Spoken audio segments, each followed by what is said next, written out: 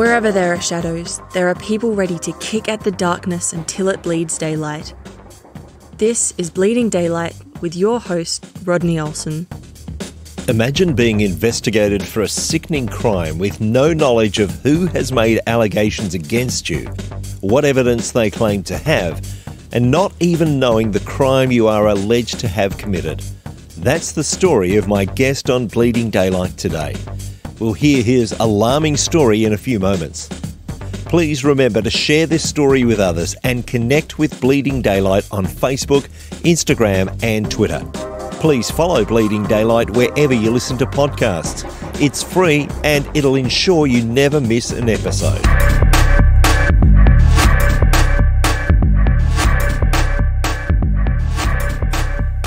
Speaker, author and pastor Markus Watson faced accusations that threatened to destroy his livelihood and trash his reputation. He was betrayed, investigated by the FBI and forced out of a job. Today we'll explore his story. Markus, welcome to Bleeding Daylight. Thanks, Rodney. It's good to be here. Working in ministry wasn't your first career choice. In fact, I believe that the bright lights of Hollywood seemed to hold more of an attraction for you back in those early days. You know, when I was a kid, my dream was to be a movie star. I used to pray, dear Lord, you know, as a little kid, dear Lord, please help me to be an actor while I'm still a kid. I wanted to be like a child actor. Probably good that I wasn't. As I got older, I was like, yeah, you know what? I don't want to be an actor. I want to be a director. You know, I wanted to tell the stories and be in control of the stories. And so after college, or near the end of college, I got an internship in Hollywood as a production assistant, which is kind of the bottom of the totem pole. That's the person who goes and gets coffee or delivers this script to that person over there, whatever, you know, as it kind of assists with a production. It was fun. It was a great experience for a while, until I realized that if I was going to succeed in Hollywood, I was going to have to make that my number one priority in life. And I couldn't really do that. I loved God. I loved my church. You know, in college, I'd been involved in Campus Crusade for Christ. I mean, that was really my number one priority, was my relationship with God. And I realized that if I was going to keep pursuing Hollywood, I was going to have to set that aside. And that's not to say that there aren't any faithful Christians in Hollywood. I know that there are. And some people maybe are better able to manage those priorities than I might have been. So anyway, I got to the point where I realized that I was going to have to leave Hollywood. And that was really, really hard. That was probably, up until that point in my life, certainly the hardest decision I had ever made. That dream had been with me for my entire life, you know, and so letting go of that dream was like cutting my arm off. I decided that I would do one of three things. I would either go on staff with Campus Crusade for Christ, which I enjoyed, or I would get a master's degree in communication, or I'll go to seminary. And I lived in LA at the time, and Fuller Seminary was nearby. And so I applied at Fuller Seminary, applied at the other two as well, Campus Crusade, and, you know, explored some other graduate schools for communication. And I could get into those latter two by the following January. I could get into Fuller that fall. And I thought, well, let's give seminary a shot, you know, and if I don't like it, I'll pursue one of these other options. And when I got to Fuller, first day of class was patristic theology with John Thompson, and I loved it. And I just thought, oh my gosh, I cannot believe I get to learn all this stuff. Patristic theology, by the way, theology of the early church fathers, right? So just early church history. Oh gosh, I just felt at home. I didn't yet feel like I was being called to be a pastor necessarily, but I did know that I was in the right place. That call to become a pastor was clarified over my time while I was in seminary.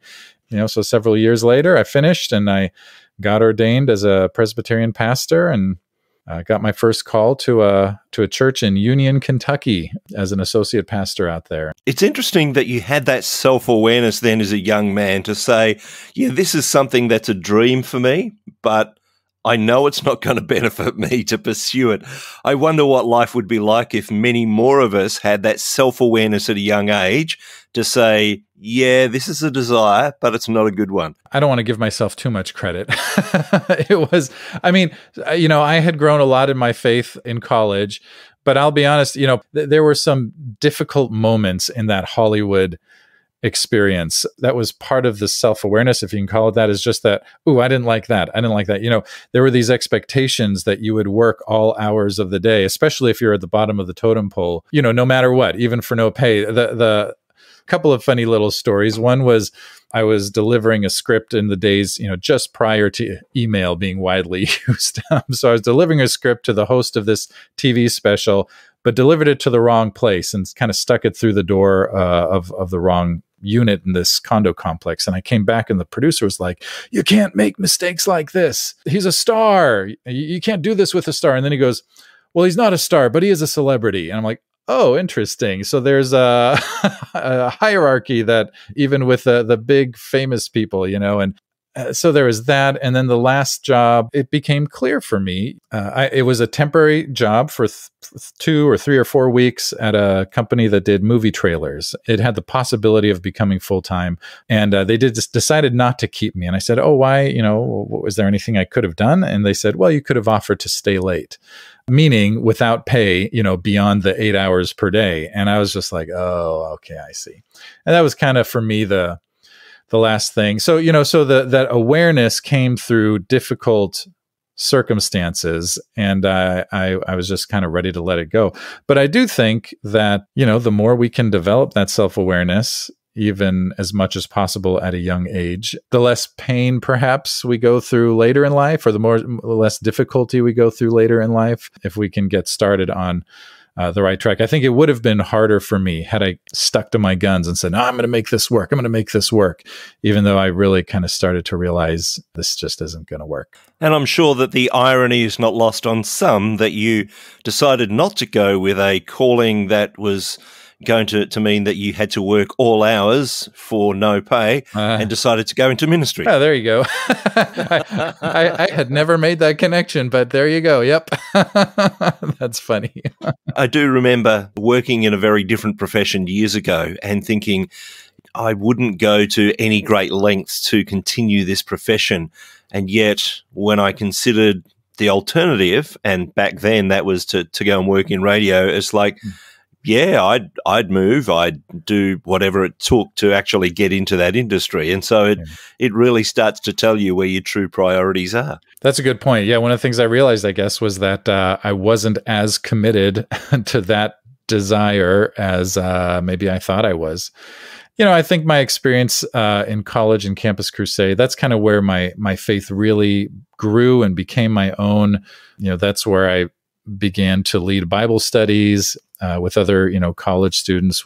I would give talks in our weekly meetings, you know, college student versions of little sermons, you know, and we did a lot of evangelism. That's one of the things Campus Crusade is great at. And I learned to share my faith and that it's important for people to know Jesus. And so all of those things kind of set me on a trajectory, I think, towards some kind of Christian leadership. And I didn't really know it until I knew it, I guess, until it became, but it was this unfolding, right? It's like peeling back layers of an onion, and you get closer and closer to the core of, oh, here's what God is calling me to do. So we jump ahead, and you've mentioned that you started your first job as a pastor in a small church. Tell us a little about that experience. I was still newly married. So I'd been a youth pastor in a really great church. I mean, when I think back to my favorite times in ministry, it was as a youth pastor of this church, Glenkirk Presbyterian Church in Glendora, California. Something about that relationship with those kids really clicked. I still am in touch with many of those kids. They're all in their 30s now. But I just, as recently as a year and a half ago, I officiated one of their weddings. That was a non-ordained position. And then I became, I finished my ordination process, and then, okay, now it's time. Gotta go look for an ordained position as a pastor, a senior pastor, associate pastor. And so I was looking at associate pastor positions. I was wanting to stay in Southern California because that was home. And so I interviewed with a couple of churches in Southern California. And then I got a call from this church in Kentucky, but I was not interested in that. I didn't want to leave California, but I thought, you know what, I need interview practice. So, I said, sure, I'll talk with you on the phone. They almost immediately said, hey, we want to fly you out here and interview you in person. And I thought, what the heck? It's good practice. And I've never been in Kentucky. And so my wife and I said, yeah, let's go. Let's do the interview. And so we did. I wasn't convinced that that's where God was calling us, although I wasn't totally opposed to it. Anyway, we came back and they offered me the position, but I was holding out to see what would happen with these other two churches. Well, just kind of things didn't work out with either of them. But in my mind, after a month or so, I had set this church in Kentucky aside. I wasn't even thinking about them. And I said to my wife, after these two churches in California didn't work out, I said, well, what do we do? And she's like, well, there's still Kentucky. And I was like, oh yeah. Oh no. But the more I prayed about it, the more I went for walks and just, all right, Lord, tell me, what do you do? And it just became clear that that's where God was calling us. And so we said yes. And we lived there for about 3.5 years. And it was a good experience. I was hired as the associate pastor for youth. After a couple of years, the senior pastor resigned, which left me as the only pastor on staff. And so then for about 7 months, until they called an interim senior pastor, I was the guy. I had to learn to preach every Sunday and do everything else too. And so, in a way, I kind of feel like, I think maybe that's why God called me there, right? Because God knew I was going to need a push into that kind of a role to kind of prepare me or to show me that, oh, look, I can do this. And that's one of the things I learned was that, oh, okay, I can do this. I can preach every Sunday. I can lead teams and, lead the whole congregation. I think I got this. And so I didn't just start looking. They kind of ran out of money and said, Marcus, we think we need you to start looking for another job. And they didn't push me out or anything, but I was like, okay, good. So I started and ended up in San Diego then after that.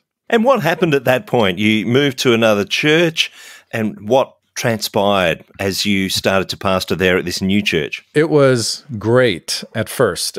My wife and I were really excited to move back to Southern California. San Diego is a beautiful city. We'd never lived there, but of course we'd been there too. Los Angeles is only about 2 hours north of San Diego. And we were close to family and friends, certainly within driving distance. And so we were just so excited to come back to San Diego. It seemed like a good fit, this church, for me for that time. It was great for about 7.5 years. We made some healthy changes to bring some life into the church, made connections with, families in the preschool, and many of them started coming to church. Did some work in the community, partnerships with local schools. And then about 7.5 years in is kind of when things took a turn. When did you start to get an inkling that things weren't going well for you there? That's a good question. I think it would be when I requested a sabbatical. So I'd been there for about 7 years, and in a lot of churches at 7 years, churches will give the pastor a 3-month sabbatical. At least in our tradition, that happens in a lot of churches.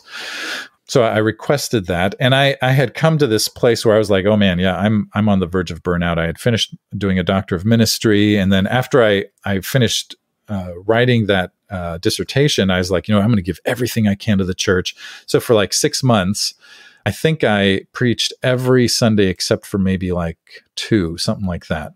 I remember crawling towards a 2-week vacation. And I say crawling, it felt like I was crawling on my hands and knees toward this little 2-week vacation, just like, oh my gosh, I need a break. And that's when I was like, I need a sabbatical. And I think it's okay for me to ask for one. So I did.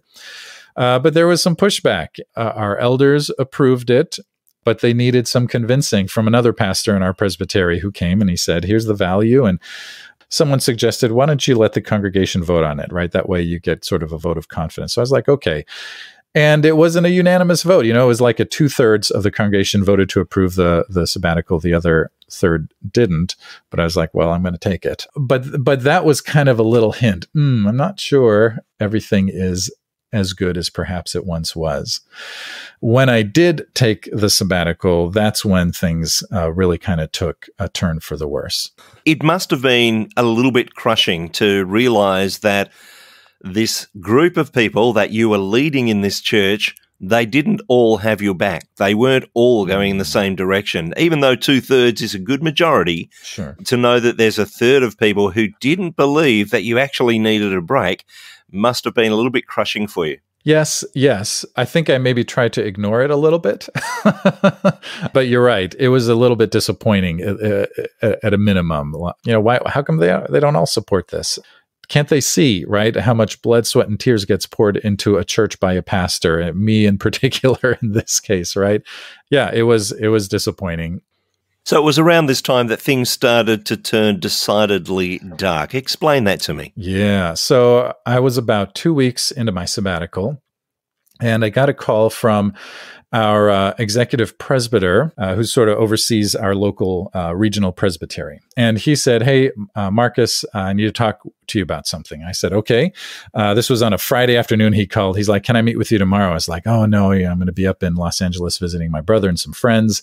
How about next week?" He said, "No, I really need to meet with you tomorrow." I was like, well, I mean, I'm on sabbatical and I've got plans. Let's do it some other time. And anyway, so I felt a little bit put off by that pressure. And I was like, what is this all about? So we ended up meeting on Sunday of that weekend. And he wanted to meet with my wife as well. And that's when he said, "Marcus, someone has accused you of having a problem with pornography." Full disclosure, it's not like I've never looked at pornography in my life, but I have been in accountability relationships for a long time. And so I had been in an accountability relationship with another pastor in our presbytery. And so I wasn't worried about it when he said that that accusation had been made. I said, "Well, what do you need?" And he said, "I need to look at I need to do a forensic analysis on your laptop." I said, "Do you want it right now?" And he said, "That would be good." So I gave him my laptop. I didn't want to debate it. I didn't want to not cooperate. I wanted to cooperate. And so they took my laptop. What I didn't totally realize at first, although I guess I kind of did, was they weren't following our official process. There's a process for doing an investigation when someone brings allegations. He was doing this kind of under the table. So he took the laptop, said it was going to take maybe 2 or 3 days, and ended up taking 3 weeks, which was very frustrating just because, I didn't have my laptop with me. and I didn't know what was going on. That was the other thing. Like, why is it taking so long?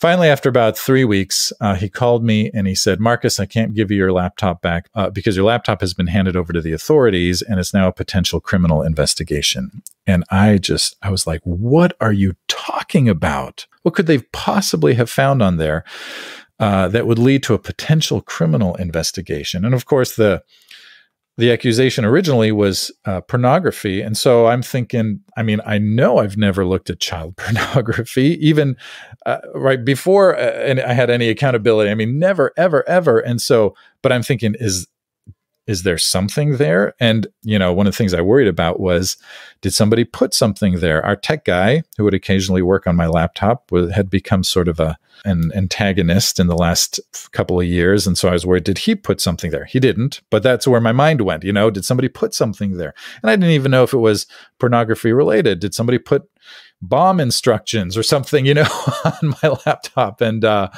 so anyway, that led to a really, really dark time for me because I didn't know what was happening or what was going to happen. And, it just felt, it was a dark night of the soul is what it led to. Just lots of fear, lots of anxiety.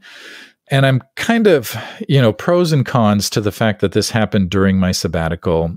I am glad that it happened during my sabbatical because I had lots of time for prayer and reflection and silence. I also had a great therapist that I was meeting with who helped me to process all of this and, what I was feeling. And of course, he didn't know what was happening either, but just kind of to process what was going on. But I did have a few moments of grace. I had a moment where I was sitting on my patio and, spent a lot of time doing Lectio Divina and just silence and solitude. And so I had just spent some time in the scriptures and I had put my Bible down and was sitting there quietly. And of course, thinking about all that was going on, or that might be going on. I didn't know everything, but I was afraid, and so my mind went into all of these worst case scenarios. And I thought to myself, I might lose my job, which I did eventually. And I thought I might lose my ordination. I might lose my reputation, right? I might be remembered as that guy, what happened to Marcus, right? In our presbytery, among the other Presbyterian pastors in San Diego. And then I thought I might lose my family if it looks like I'm guilty of something. Now, I don't think I actually would have lost my family, but my mind was going into all of these worst case scenarios. And then I thought I might become a registered sex offender. And everywhere I go, someone might, people will believe something about me that isn't even true. And then I thought I could go to prison if it looks like I'm guilty of whatever it might be. And so I had this image of myself just sort of in my mind, sitting in a prison cell, having lost everything. Everything had been taken away from me. And then it's like in that moment, it was like I heard God say, "But Marcus, no one can ever take my love away from you." And that was what I needed to hear in that moment. And in that moment, it's like God's love was more real to me than it had ever been before. Of course, I had for years and years and years talked about the unconditional love of God. God loves you unconditionally, of course. And I believed all that, but I hadn't really felt it until that moment. That's when God's love just became so profoundly real in a way that I had never imagined. And really, I've never been able to shake that, which I'm so grateful for. That's one of the blessings, right, of going through a time like this is what God can do because of our suffering. At this time, you don't fully know what you're being accused of what has been supposedly found on this laptop. But did you know who was making these accusations at this point? I didn't. I had some suspicions, and they turned out to be right. What I found out was that it was a staff person at our church. What someone had told me, she had said, was that in one of our staff meetings, she had told me about her husband's problem with pornography. And I fully recall that conversation. And then she said that, when I told Pastor Marcus, he just didn't react the way I thought he would. I bet he's got a problem with that too. That was sort of the foundation for the accusations. And so the staff person went to the presbytery and said, "I think Pastor Marcus has a problem with pornography." And then they kind of took it from there. And then what I did find out later, whatever it was that triggered my laptop going to the authorities, which I found out also later was the FBI, it was basically pictures of my kids, goofing around in their underwear when they were little. And so the person doing the analysis said, "Well, it's not my job to determine if this is pornography or not. I'm just a mandated reporter, so I'm going to hand it off." And then eventually the FBI said, "There's no pornography here." And so they just gave me the laptop back and closed the investigation. And so that was good. And it must have been difficult knowing that there was someone that you were somewhat close to within the church who is making this accusation. How difficult was it for you to step back and realize this must be coming from a pain point in her life because she's struggling with her husband dealing with this? Mm-hmm. How difficult is it to separate yourself from that and actually start to understand what she's going through? It is really difficult in the moment. It's a little bit easier later on. In the moment, I wasn't even really thinking about that. I was just thinking about survival, to be honest. How do I get through another week? What happened was at the end of my sabbatical, within a few weeks, my laptop was returned to me. And now all of this was an under the table investigation, right? Not following the process. And so those who were involved in it said, "All right, hey, it's over. We're done. We can move on." Clearly, there was nothing there. Within a few weeks, I was served a notice from the presbytery saying that now formal allegations had been made. I still didn't know who it was, but now formal allegations were made of child pornography. The accusation was basically that, well, since the laptop went to the FBI, there must be something there. And so that kicked off another investigation, a formal investigation this time, which after a few months concluded again that there was no evidence to support the accusations, which I'm really grateful for. Like at that time, I was like, somebody somebody is not just trying to protect the church at this point, someone is trying to destroy me, right? They want me to go to prison, right? And so when I did find out eventually, oh God, that was hard. And I'm not a particularly confrontational kind of a person, so I didn't really confront her at first. I did eventually bring our chair of personnel into a conversation with her, and I brought it up, and well, it did not go well. That was the last time I interacted with her, and our elders said, we're going to put another elder over her as supervisor. And I said, that's fine. It was really hard. I wasn't really able to begin to forgive her, I think, until after I was gone from that church. A few months after that, a person made another accusation after the presbytery for the second time, exonerated me. Then she made the same accusations to our elders. So we had to deal with it with the elders. My accountability partner came and to that meeting and said, look, I have years worth of accountability reports if you want to see them. We had a new executive presbyter at that point. He came in and said, as far as the presbytery is concerned, this is a closed matter. And so, my friend and I, my accountability partner and I, we recused ourselves for about half an hour, came back in, and our elder said, Markus, you have our trust as our pastor. And I thought to myself, oh, maybe it's over. Maybe this is it. Maybe I can finally move on. It would have been great, except that one of the elders, for whatever reason, decided to believe the accusations and started calling people in the congregation saying that Pastor Markus is into child pornography. I didn't know that was happening. The other elders didn't know that was happening until about 2 or 3 weeks later. When we found out, I realized, and I think so did the other elders, there's no coming back from that, right? So there was a congregational meeting and a long discussion, with me recused, but I was able to hear through the door a little bit. There was a vote to dissolve their relationship with me, and they voted to do that by a margin of 2 votes. It was a bare majority, and then I moved on to another work that was a really good, wonderful place to be. In that time after leaving the church was when I was finally able to sort of step back and reflect on what might have been going on inside of her. I did know that there had been some kind of abuse in her past, and of course her husband, his problem with pornography. So I knew that there was pain there.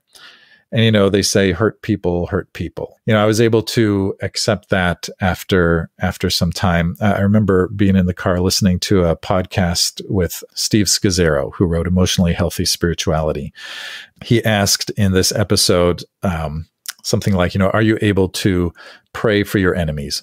Something like that. And I said out loud, I think in the car, nope, I can't do that. And then I was like, oh, okay, Lord, I guess I have to do that. And so I just started to pray for that person and then a few others who were kind of involved in this. I didn't mean it, with much affection. Not that I didn't mean the prayer. It's just there wasn't from my end a lot of love at first, right?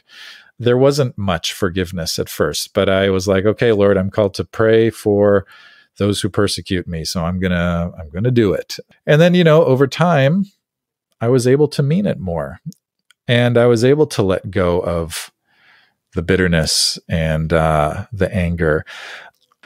Sometimes I wonder to myself, what would happen if I ran into that person now? I don't think I would hate that person, but it would be an uncomfortable conversation if there were a conversation. My life is not consumed with anger or bitterness or how could they or why did they or I hope something bad happens to them. Like I don't have any of those kinds of thoughts. So I'm grateful for that. But there's, when you look at someone who has never been through anything hard or nothing significantly difficult in life, and then you look at someone who has been, there's sort of almost like a shallowness. And when I look at myself prior to this experience, I look back and I'm like, that guy was just a kid, right? He had no idea what life was really all about. How could I even have been a pastor at that time? Of course, God is gracious and he helped me be a pastor. But it's almost like when I look at that, like I hope I never go through anything like that again, but I would not undo it because I have become more fully, I believe, the person that God created me to be because of that experience. When a person, I think, at least in my case, but I think when a person is able to move through suffering in a healthy way, right? You can move through suffering in an unhealthy way and become bitter and angry and cynical, right? And harbor unforgiveness, right? But if you can move through it in a healthy way, I think it makes you more compassionate. I am better able to relate to people who are suffering now, even if it's a totally different kind of suffering, right? But there's a part of me that goes, I kind of understand now, right, what you're going through. And so I'm better able to identify with them. I'm better able to pray with people. Where has life moved for you since then? You said that you moved into a position with a not-for-profit. What happened since that time? So I got voted out on a Sunday afternoon, and the very next day I was on a plane to Little Rock, Arkansas for a pastor's retreat that had already been on my calendar for 6 months. And so it was like, okay, God knew what I needed this week. and that was a place of great healing. I was, believe it or not the only person who had been voted out of their church that same day. So there was a little bit of commiserating there and a lot of praying for each other. And so that was a real gift to have that following week. Within a few weeks, a friend of mine who had started a nonprofit called Flourish San Diego, said, hey, let's have lunch. And he invited me to join him on staff of this nonprofit. But that was a really good healing place for me to be. I was there for 2 years. The only reason I left was because I had to fundraise my own salary, and that is really hard. But I loved every moment being there.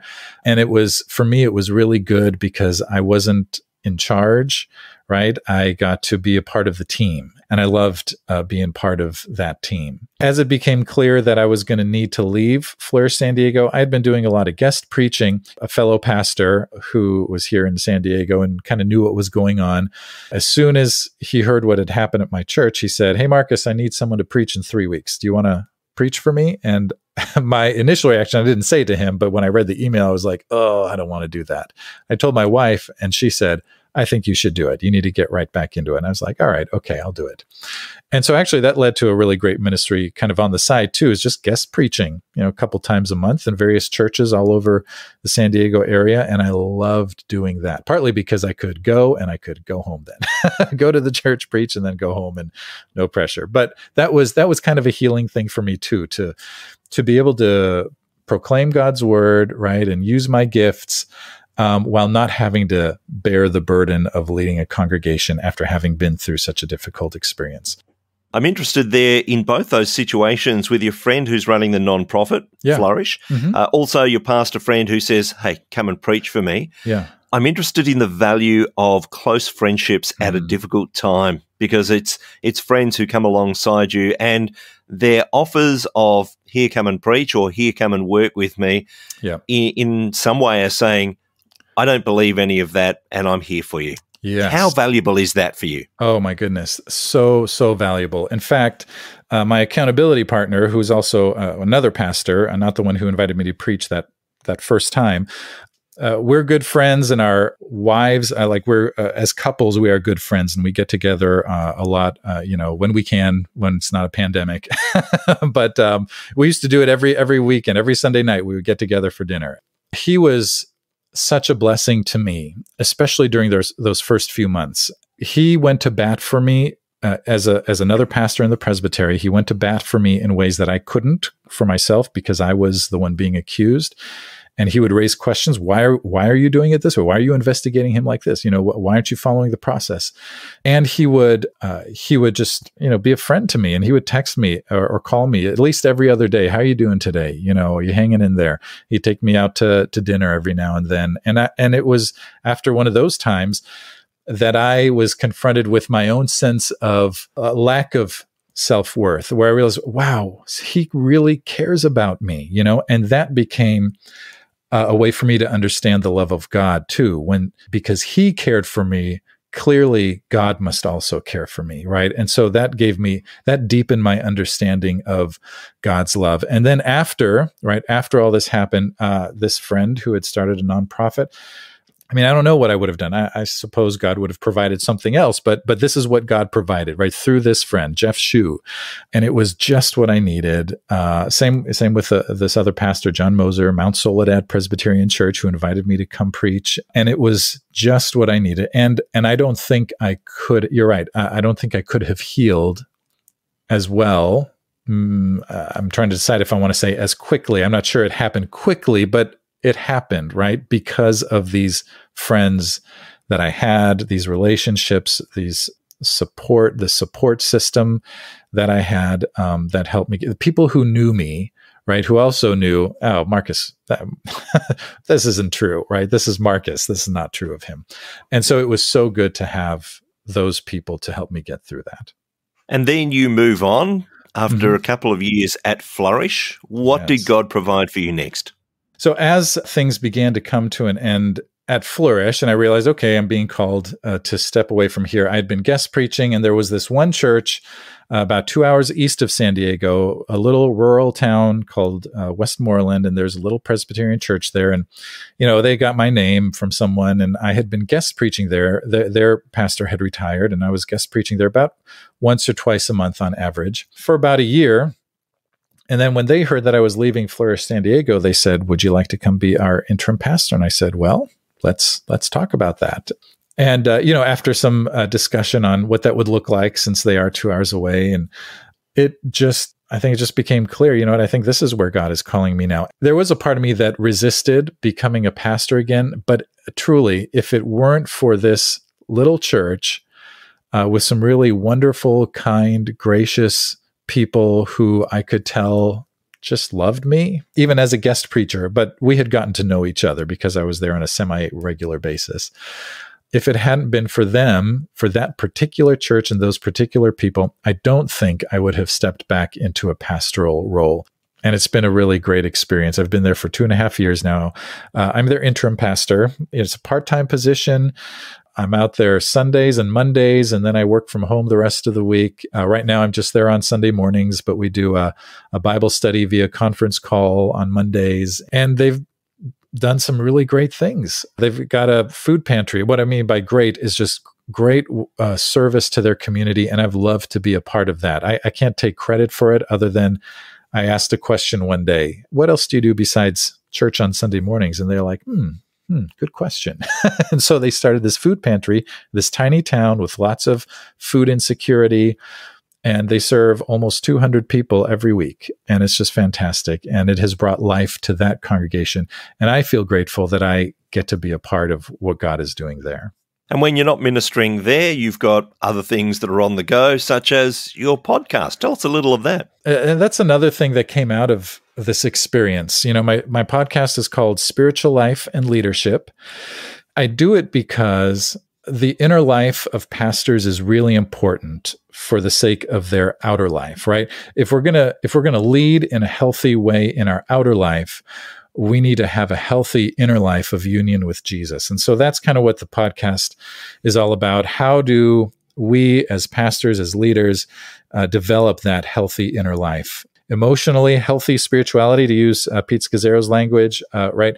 Union with Jesus. How do we navigate things like the dark night of the soul? Because we all have to at some point. And so sometimes interviews focus on just kind of standard leadership things. Most of the time, there is certainly a spiritual formation component with it. Yeah, I don't think I would have even thought to start this podcast had I not been through what I went through. My podcast has been adopted by Fuller Seminary as part of their new church leadership initiative. God provides in surprising ways, and is led, right? Life is not a straight line; it is twists and turns and ups and downs. And who knew something like that was going to happen? So in the same way that you had a number of people who had your back through a difficult time, who were able to provide that support, you're able to do that to a whole range of pastors and leaders. Yeah, that's a great way of putting it. That's really my hope and my goal. And that comes partly out of being at Flourish San Diego, where I was able to support pastors during my time there and encourage them. And so I really do. I love that. I love being able to help pastors because I know I'm not the only one who has struggled, and I know I'm not the only one who has suffered. Markus, if people are wanting to get in touch with you, if people are wanting to listen to the podcast, where's the best place for them to find you? Yeah, so they can go to my website, markuswatson.com, and that's Markus with a K. A lot of times people misspell it with a C because that's a common spelling, but it's Markus with a K, markuswatson.com. You find my podcast there. I've got some other resources. Anyway, you can check those out that are available for free.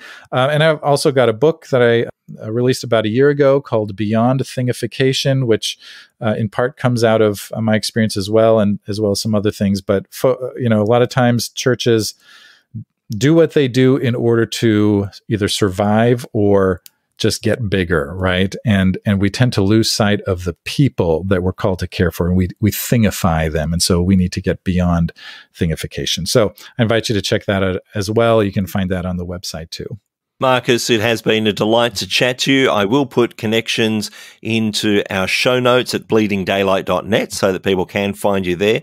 But thank you so much for your time. Thank you for being so open and honest and sharing your story today on Bleeding Daylight. Thanks so much, Rodney. I really, I love your show, and I think you're doing a great work by sharing these stories too. So I appreciate getting to be here and telling my story. Thank you for listening to Bleeding Daylight. Please help us to shine more light into the darkness by sharing this episode with others. For further details and more episodes, please visit bleedingdaylight.net.